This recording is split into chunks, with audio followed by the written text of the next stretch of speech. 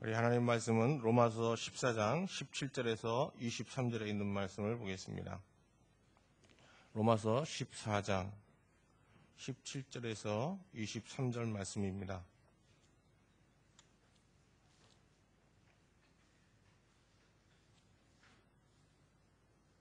같이 한 절씩 보겠습니다.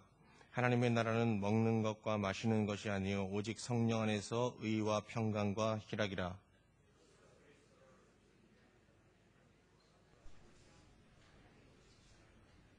이러므로 우리가 화평의 일과 서로 덕을 세우는 일을 힘쓰나니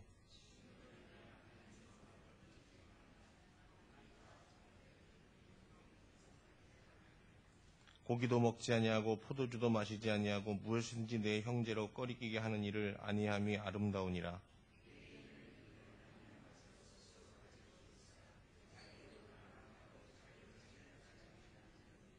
같이 봅니다. 의심하고 먹는 자는 정죄되었나니 이는 믿음으로 쫓아 하지 아니한 연고라. 믿음으로 쫓아 하지 아니하는 모든 것이 죄니라. 아멘. 어제 우리는 아디아포라 문제에 대해서 같이 살펴보았습니다. 아디아포라라는 것은 어떤 것입니까? 신앙생활 가운데 악과 선에 관련 없이 전통이나 인습이나 사고방식 때문에 일어나는 신앙의 문제들입니다. 그러나 아디아포라라는 말 자체가 갖고 있듯이 이런 문제들은 사실은 교회에 있어서 비본질적인 요소에 불과하다는 것입니다. 아무래도 좋은 무관심한이라는 뜻을 갖고 있거든요. 이렇게 중요하지 않은 악과 선에 관련 없이 전통이나 인습이나 사고 방식의 차이로 인해서 생기는 이 신앙적인 문제들에 교회가 집착하게 되면은 이걸 본질로 착각하고 교회의 관심과 에너지를 여기에 집중할 경우 교회는 오히려 영적 위기와 침체에 빠질 그런 위험을 겪게 된다고 하는 겁니다. 우리는 별로 신앙생활에 의미가 없는, 그렇게 중요치 않은 먹는 문제와 날의 문제를 가지고 로마 교회가 갈등하는 가운데 이제 유대인 교회로 또 이방인 교회로 완전히 분리되는 그런 위기를 맞게 되었다는 것을 어제 살펴보았습니다. 지금 현대에도 많은 지상의 교회들이 비본질적인 요소를 가지고 교회 이슈로 삼고 그것을 놓고 서로의 차이를, 이견을 굽히지 않고 주장하는 가운데 위기를 자초하고 교회 내에 큰 영적인 침체와 함께 분열의 위기를 맞고 있습니다. 바울 사도는 이 비본질의 자리에 이 비본질적인 문제들, 교회의 이 아디아포라 문제들을 뒤로 하고 교회의 본질적인 문제를 놓고 교회가 집중하고 고민하고 그것들을 이슈로 삼고 나갈 때 진정한 하나님이 꿈꾸는 교회를 이룰 수 있다고 오늘 말하고 있습니다. 10과입니다. 교회의 영적 위기는 많은 경우 본질과 비본질의 자리가 바뀌면서 시작된다고 하는 겁니다. 교회의 본질적인 요소가 비본질의 자리로, 또 교회의 비본질적인 요소가 본질의 자리로 바뀌게 될 때 교회는 깊은 영적 침체와 혼란에 빠지게 됩니다. 사실 종교적인 열심이 특별했던 바리새인과 서기관들을 예수님께서 때로는 독사의 자식이라고 그러시고 그들에게 때로는 화를, 저주를 선언하시기도 했는데 그 이유가 무엇입니까? 그들이 항상 종교의 비본질적인 문제, 아디아포라 문제를 가지고 하나님의 말씀이 아닌 유대교의 전통과 규례를 붙잡고 하나님을 섬기고 그것으로 모든 성도들의 신앙생활을 판단하고 또 그들이 섬기는 공동체를 그런 자신들의 전통과 규례로 이끌어가려고 했기 때문에 주님께서 이 비본질과 본질을 뒤바꿔 놓은 이 종교 지도자들을 향해서 진노하셨던 것입니다. 자, 한번 1번으로 가보겠습니다. 바울이 생각하는 교회는, 그런데 바울이 교회의 본질적인 요소로 생각했던 것은 성령 안에서 현실 세계의 하나님 나라를 구현하는 성령 공동체로서의 교회를 건설하는 것이었습니다.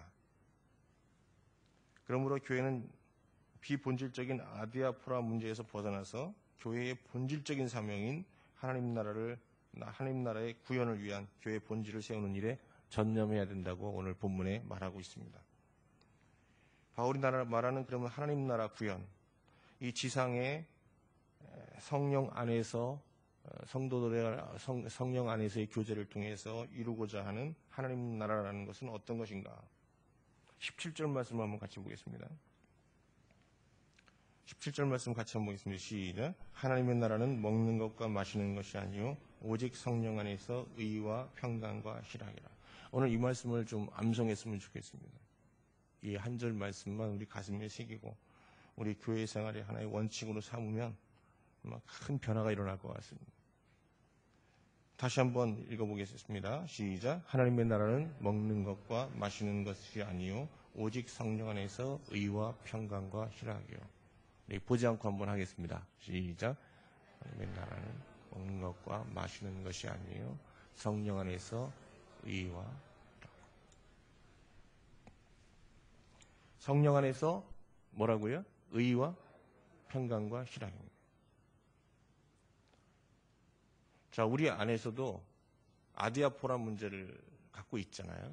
서로의 차이로 인해서 갈등이 일어날 수 있어요. 아디아포라 문제를 놓고 이렇게 하자 저렇게 하자 이거다 저거다.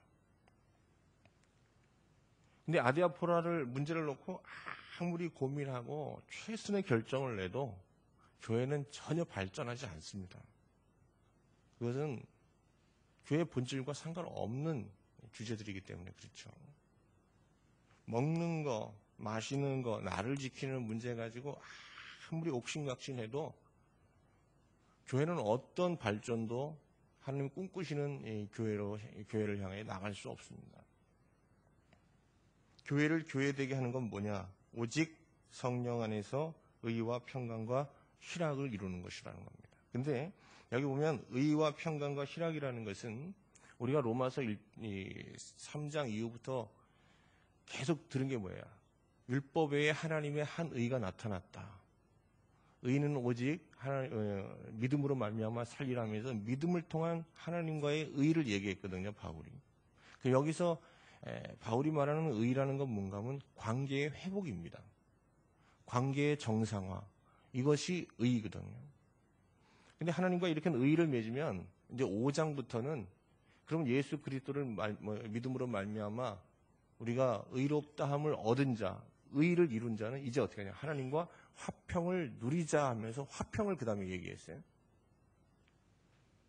이 화평이라는 것은 관계 회복에서 멈춘 소극적인 평화를 말하는 게 아니라 하나님과 이제 적극적인 교제를 통한 친밀감 형성을 말하는 거거든요.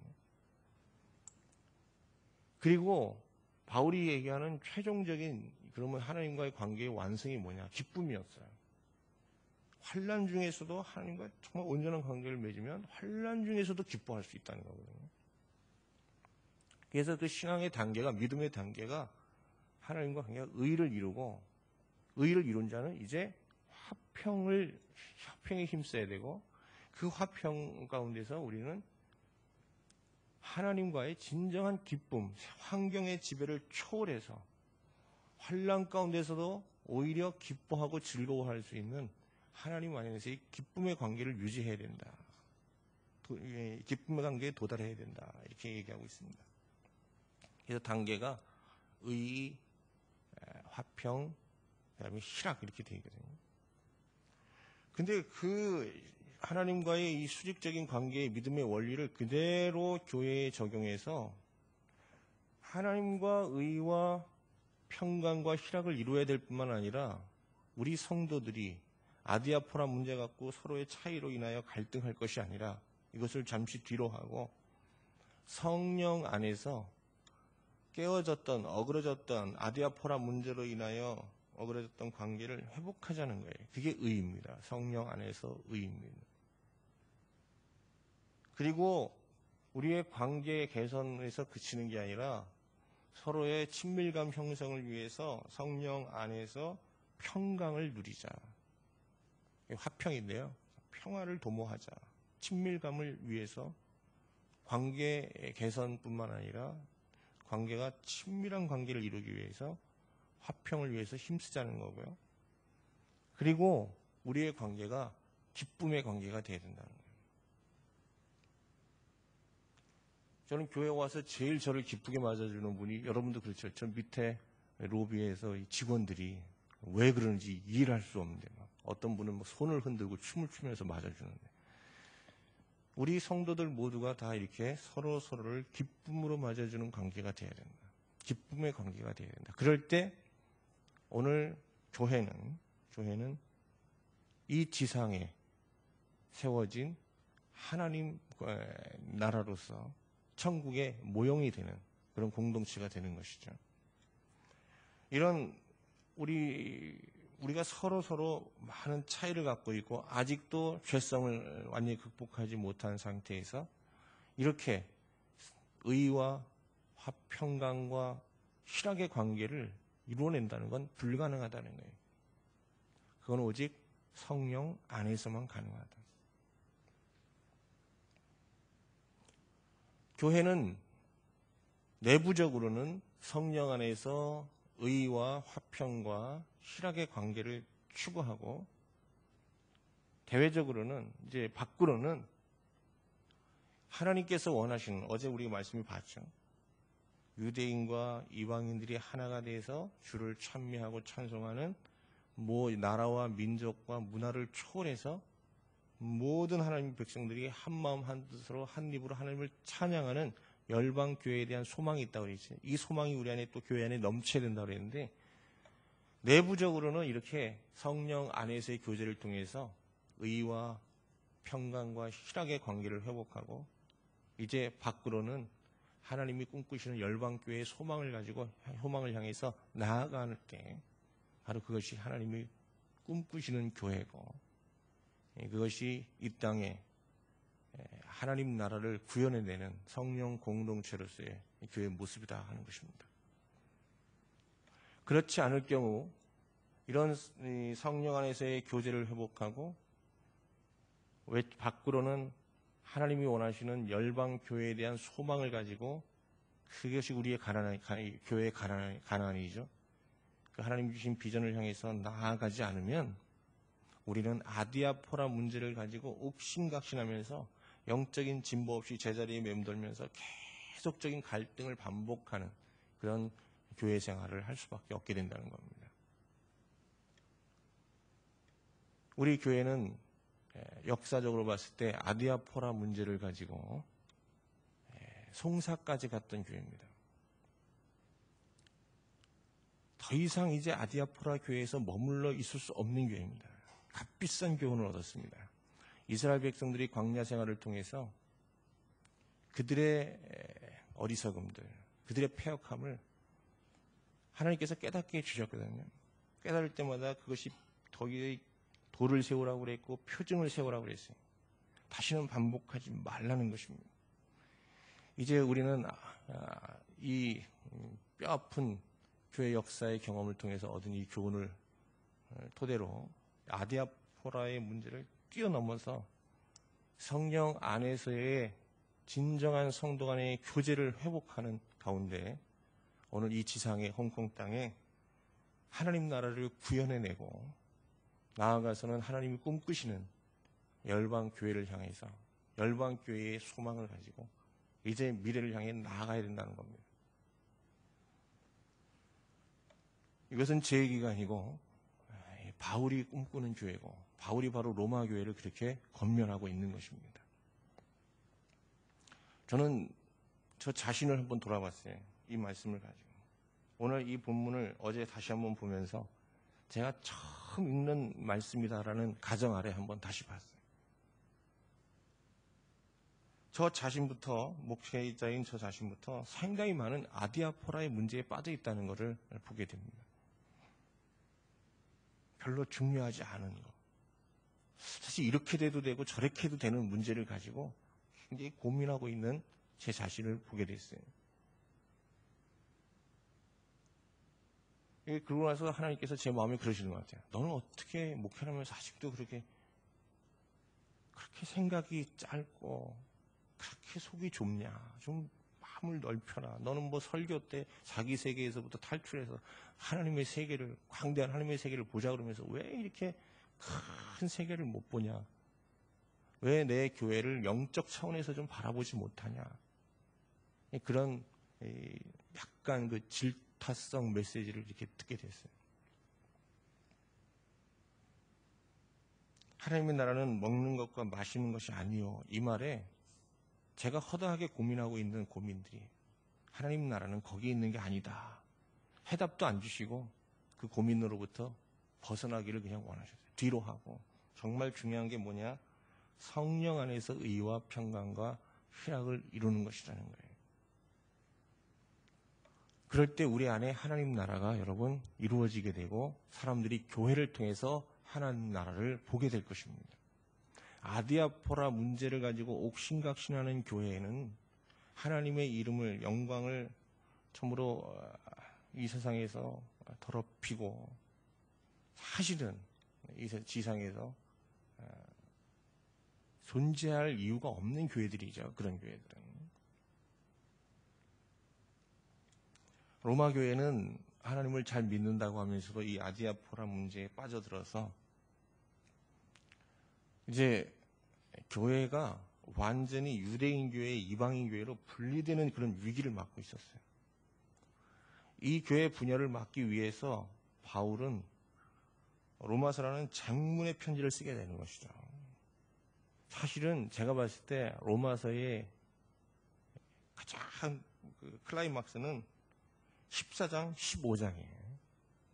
15장 후반부에 그 어제 우리가 잠깐 봤던 그 교회에 대한 소망에 대한 얘기인데 하나님이 교회를 갖고 계신 소망, 꿈, 열방교회에 대한 꿈, 열방을 향한 하나님의 소원, 이런 것들이 로마서의 결론이라는 거죠. 저희들이 이제 옆에 분들 한번 이렇게 보십시오. 우리가 성령 안에서 교제할 때 하나님 나라가 임합니다. 한번 아침부터 이게 인사하기 좀 쑥스럽지만 우리 형제와 자매와 저와 성령 안에서 교제할 때 하나님 나라가 우리 가운데 임합니다. 우리 같이 한번 성령 안에서 교제합시다. 한번 그 인사 한번 하겠습니다. 성령 안에서.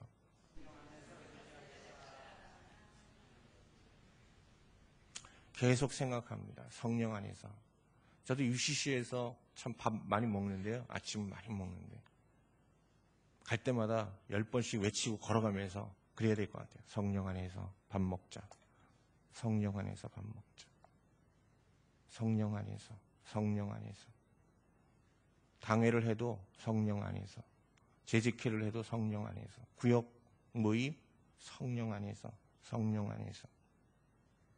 계속 성령 안에서, 성령 안에서, 성령 안에서.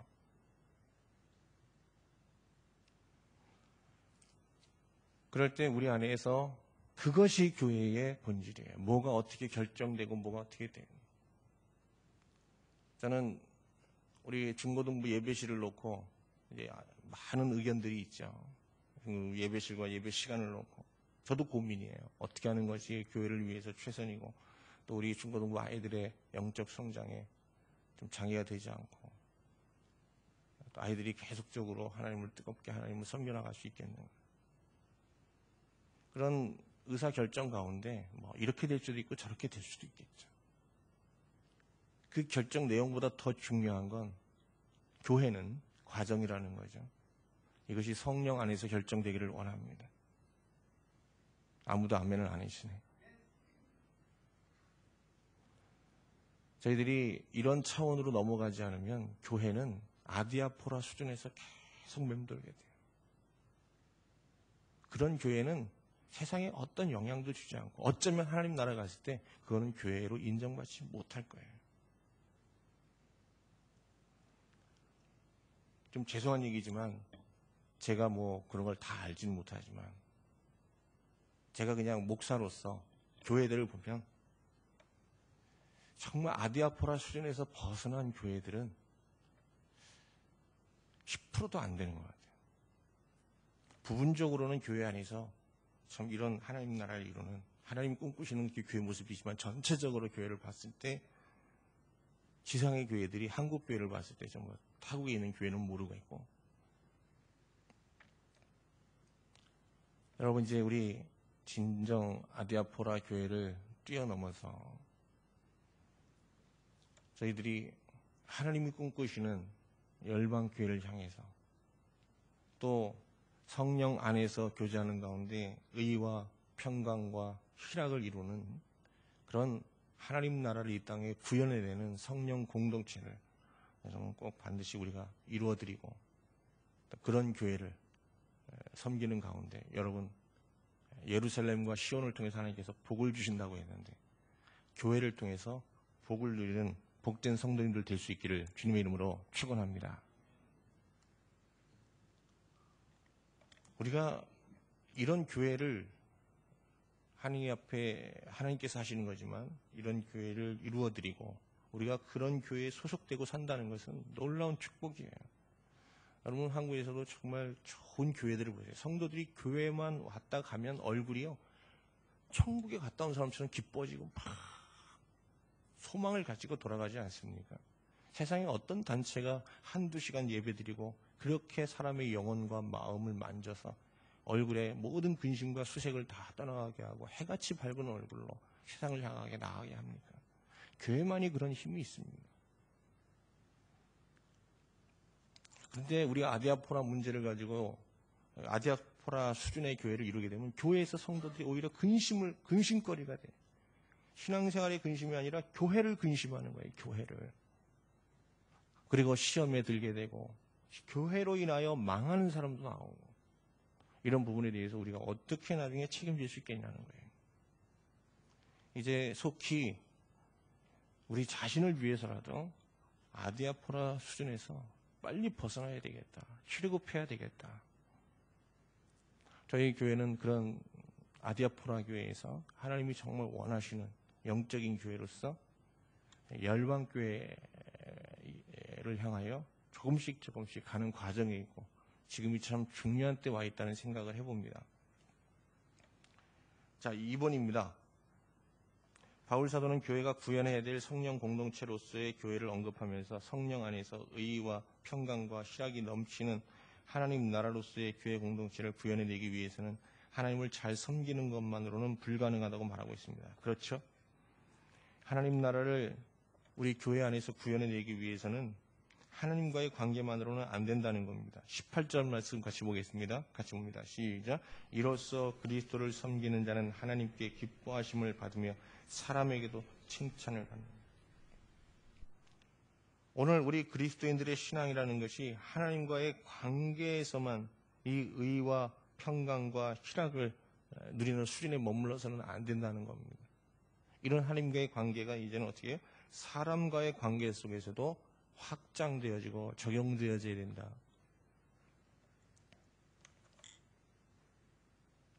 여기서 보면 사람에게도 칭찬을 받느니라 그랬는데요. 이 칭찬을 받다라는 단어는 도키모스라고 그러는데 세밀히 조사하여 인정을 받다 그런 뜻입니다. 사람들이 우리의 신앙을 이렇게 봤을 때 면밀히 살펴봤을 때 받아들일 만한 그런 신앙의 모습을 가지고 있는 상태를 말하는데 저희들이 하나님과의 관계가 중요하죠. 하나님과의 관계가 중요하지만 하나님과의 관계만 중시해서는 결코 이 지상의 하나님 나라 구현을 이루어낼 수 없다. 교회 안에서. 이제는 이것이 성도들 간에서 나타나야 되겠고 성도들이 그것을 살펴도 얼마든지 인정하고 받아들일 수 있을 만한 그런 신앙으로 우리 관계가 발전해야 되겠다. 3번입니다. 바울 사도는 그리스도를 잘 섬기면 하나님께 기뻐하심을 받을 뿐 아니라 사람에게도 칭찬을 받을 수 있어야 한다고 말한다. 로마 교회가 하나님을 특별한 마음으로 섬기면서도 성령 안에서 의와 희락, 평강과 희락이 넘치는 공동체를 구현하지 못하는 이유는 성도들 상호 간의 교제가 영적이지 못했기 때문이다. 영적 교제가 이루어지지 않았기 때문인데 이 땅에 성령 안에서 의와 평강과 희락이 넘치는 교회 공동체를 구현해내기 위해 교회 생활과 성도 간의 교제에 있어 성도들이 염두에 두고 생활해야 될 원칙들은 어떤 것인가? 그러면 구체적으로 우리가 하나님 나라를 우리 교회 공동체 안에서 건설하기 위해서 성령 안에서 의와 평강과 희락을 이루어야 되는데 구체적으로 어떻게 이걸 이룰 수 있겠냐 하는 거예요. 19절입니다. 19절부터 21절까지 한번 보겠습니다. 같이 봅니다. 시작. 이러므로 우리가 화평의 일과 서로 덕을 세우는 일을 힘쓰나니 식물을 인하여 하나님의 사업을 무너지게 말라. 만일 만물이 다 정하되 거리낌으로 먹는 사람에게는 악하니라. 고기도 먹지 아니하고 포도주도 마시지 아니하고 무엇인지 내 형제로 거리끼게 하는 일을 아니함이 아름다우니라. 1번 첫 번째는 화평의 일과 서로 덕을 세우는 일에 힘쓰라고 얘기하고 있습니다. 우리는 아까 의와 평강과 희락을 얘기했죠. 먼저 바울은 순서는 좀 바뀌었지만 두 번째 화평을 얘기하고 있습니다. 화평의 일과 서로 덕을 세우는 일에 힘쓰라고 말합니다. 그리고 의, 성령 안에서의 의라는 것은 2절, 3절에 해당하는 것 같습니다. 같이 한번, 죄송합니다. 두 번째, 세 번째에 해당합니다. 2절, 3절이 아니라 식물을 인하여 하나님의 사업을 무너지게 말라. 고기도 먹지 아니하고 포도주도 먹지 아니하여 내 형제로 꺼리끼게 하지 말라. 저를 잠깐 보실까요? 우리 믿음이 연약한 자들은 고기와 포도주를 먹지 않아요. 믿음이 강한 자라는 입장에서는 포도주와 복음 안에서 이미 먹는 문제가 다 자유로워진 거죠. 술 취하지 말라고 그랬지 금주를 얘기하는 건 아니지 않느냐. 그래서 일종의 기호식품으로 포도주를 한두 잔씩 마시는 거, 그 나한테 문제될 게 없다는 거예요. 또 먹는 것도 그렇습니다. 동물의 피에서 나오는 그 생피를 마시는 것 외에는 모든 것이 허락되었는데, 이미 예루살렘 회의에서 모든 게 허락되었는데 뭐가 문제겠느냐 하는 태도를 가지고 먹는 문제, 나름을 지키는 문제, 여기서 자유로운 거죠. 근데 그런 것들을 하나님을 섬기는 데서 그걸로 아주 중요하게 여기는 사람들이 옆에 있는 거예요. 그 사람들이 봤을 때는 저로 인하여 왜 저 사람 이렇게 믿음 좋은 사람이 왜 저런 걸 먹나, 왜 포도주를 마시나 하는 그런 시험거리가 될 수 있음을 의식하고 먹을 수 있으면 먹지 않는 거죠. 마실 수 있는데 마시지 않는 거죠. 왜? 나와 하나님과의 관계를 생각한 것이 아니라 연약한 형제를 본 거예요. 그러면서 그와 먼저 성령 안에서 의의 관계를 맺으라는 겁니다. 이런 식물로 인하여 하나님의 사업을 무너지게 하지 말자. 하나님의 사업이라는 건 교회 안에서의 하나님의 사업은 성도 안에서 의와 평강과 희락을 이루는 거예요. 관계를 개선해 나가고 발전시켜 나가고 서로의 행복과 기쁨의 관계를 이루어내는 것인데, 먹는 문제에서 우리가 지혜롭게 행동하지 못하면 벌써 그 관계가 하나님의 사업, 이 하나님 나라를 이룰 수 있는 길이 다 망하게 된다는 거예요. 그리고 네 번째는 자신의 믿음을 하나님 앞에서 스스로 가지고 있으라. 우리가 행동은 그렇게 하지만 포도주를 그들 앞에서 마시지도 않고 먹지도 않고 하지만 처음 가졌던 자신에 대한 믿음은 잊지 않고 믿음의 주관을 끝까지 마음속으로 견지하고 있으면 된다 하는 것입니다. 그리고 모든 것을 믿음으로 하라 그랬습니다. 믿음으로 하지만 우리가 포도주를 마셔도 된다고 해서 그냥 마시면 안 된다고 생각하는 사람들 앞에서 벌컥벌컥 마신다. 고기를 먹지 않고 채식만 하는 사람들 앞에서, 그게 신앙에 있어서 중요하다고 생각하는 사람 앞에서 보란듯이 고기를 마구 먹어도 된다. 이런 거는 믿음이 강한 자가 아니라는 거예요. 믿음이 강한 자는 그렇게 할 수 있음에도 다른 사람을 배려하고 고려해서 자기의 행동을 수정할 수 있는 사람. 믿음의 주관을 잃지 않으면서도 형제와의 관계를 위하여 자기의 소신을 좀 굽히고 그들과의 관계 개선을 위해서 노력하는 사람을 우리는 믿음이 강한 자라고 오늘 바울은 얘기하고 있는 겁니다. 믿음대로 행할 뿐만 아니라 여러분, 믿음의 강함, 믿음의 포용력을 가지고 교회 생활을 해야 된다 하는 것입니다. 완고한 사람, 획일적인 그리고 편협된 신앙생활을 방식을 고수하는 사람들은 결코 믿음이 강한 자가 아닙니다. 우리가 선호하는 예배 형태, 선호하는 기도 형태가 다양할 수 있습니다.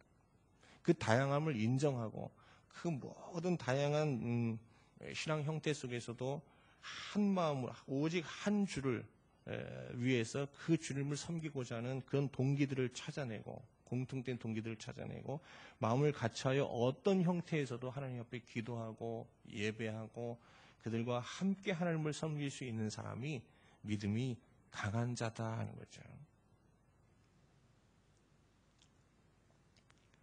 자, 4번입니다. 성령 공동체를 세우면서 가장 중요한 요소는 화평의 일과 성도 상호 간의 덕을 세우는 것이다. 성도들 상호 간 덕의 실천 여부에 따라 교회는 세워지기도 하고 무너질 수도 있게 된다. 그러므로 성도들은 하나님의 교회를 온전히 세우기 위해 화평의 일과 상호 덕을 세우는 일에 힘써야 한다. 성도들이 교회 생활을 함에 있어 화평의 일과 상호 덕을 세우는 일에 힘쓰는 것은 하나님의 교회를 교회되게 하는 데 있어 가장 우선적으로 힘써야 할 교회의 본질적 요소다. 먹는 문제로 인해 이미 교회 안에 갈등이 팽배해 있는 상황 가운데 믿음이 강한 자의 편에서 교회의 화합을 위해 취할 수 있는 화평의 일과 덕을 세우는 일에 힘쓴다는 것은 어떻게 가능할 수 있는가? 21절 봤죠? 다시 한번 얘기한 건데 먹을 수 있습니다. 마실 수 있습니다. 그러나 교회의 덕과 화평을 위해서 이것을 자제하는 것. 이런 행동들을 통해서 우리는 디아스포라 문제를 벗어나서 교회의 이런 디아스포라의 갈등 속에서도 화평과 덕을 세워갈 수 있다 하는 것입니다. 자, 이제 보십시오. 이걸 우리가 어떻게 적용할 수 있을까요? 여러분 별로 중요하지 않은 교회의 문제들, 주제들에 대해서는 여러분 좀 관대하셔야 됩니다. 주장을 죽이셔야 돼요. 이래도 좋고 저래도 좋다로 바뀌어야 돼요. 사사로운 거, 별로 중요하지 문제마다 다 의견이 있는 거는 교회의 갈등을 초래하는 사람이에요. 그건 트러블 메이커가 되는 거예요. 내가 모든 분야의 사람들과 다른 생각을 갖고 있고 또 내 주장을 굽히지 못하고 내 주장대로 되지 않으면 견디지 못한다. 우리는 스스로 평화를 깨는 사람이고 아디아포라의 문제로 교회를 항상 어지럽히는 위치에 있다는 걸 알아야 돼요. 저도 목회 초년 생활 때 지금도 이런 모습이 있지만 신학교에서 배운 게 그게 너무 그냥 대단한 거로 이렇게 착각을 해가지고요. 그 시각밖에 없잖아요. 그 시각밖에 처음에. 그러니까 그렇게 그 배운 대로 안 되면 교회가 큰일 나는 줄 알고 아주 목숨 걸고 그거 지키려고 했던 적이 있어요. 지금 생각하면 참 우습고요. 아무것도 아닌 문제를 갖고 그렇게 흥분하고 열을 받아서 교회에서 그런 것들을 고집했을까. 지금 생각하면 참 부끄러운데요. 지금도 어느 정도 또 그런 모습들이 있겠죠. 우리가 여기서 빨리 벗어나야 되겠다. 쓸데없는 고집들을 버려야 되겠다. 주장들을 버려야 되겠다. 그것은 이렇게 돼도 되고 저렇게 돼도 되고 교회의 본질을 전혀 훼손시키지 않고 교회 방향에 어떤 영향도 미치지 않는 것들입니다. 그런 것들은 그냥 다수들이 원하는 대로 하면 되는 겁니다. 5번입니다. 화평의 일과 덕을 실천하는 것이 교회를 세우는 순기능적인 역할이라면 신앙의 비본적인 문제를 지나치게 강조하며 이를 근거로 지체를 판단하고 지체에게 죄책의 마음을 갖게 한다면 이는 교회를 허무는 역기능적인 행위가 된다는 겁니다. 로마 교회에서 대표적인 아디아포라 문제는 식물의 문제였고 또 두 번째는 나를 지키는 문제였죠. 그렇다면 현대 그리스도인들이 교회 생활 가운데 주의해야 될 아디아포라 문제는 뭐냐? 항상 우리가 서로 교인들 간에 이견이 생기고 갈등이 생기게 하는 그런 아디아포라 문제는 뭐냐 하는 겁니다. 이게 교회의 본질에 속한 문제라면 우리는 갈등을 두려워해서는 안 되겠죠. 좀 부딪히더라도 부딪히면서 고민하고 같이 기도하면서 하나님 말씀 안에서 정말 나아갈 방향을 모색하고 그런 노력이 분명히 있어야 되죠. 본질적인 것이라면. 그러나 비본질적인 것이라면 우리가 이런 부분에 대해서 강구할 수 있어야 되겠다. 그리고 우리의 신앙의 소신을 좀 굽히고 우리의 믿음과 좀 유비되는 것들이 있더라도 표면만이라도 좀 바꿔서 사람들과의 화평을 이룰 필요가 있겠다. 6번째입니다. 마지막 문제입니다. 마지막으로 바울 사도는 아디아포라의 갈등 상황 속에서 우리 그리스도인들이 믿음의 소신대로 행동할 것을 주문합니다. 아디아포라 문제를 대처하면서 가장 중요한 것은 자신의 믿음에 비추어 행동하는 것이다. 자신의 행동이 자신의 믿음에 비추어 보아 꺼리낄 것이 없다면 그것은 사실상 문제될 것이 없다.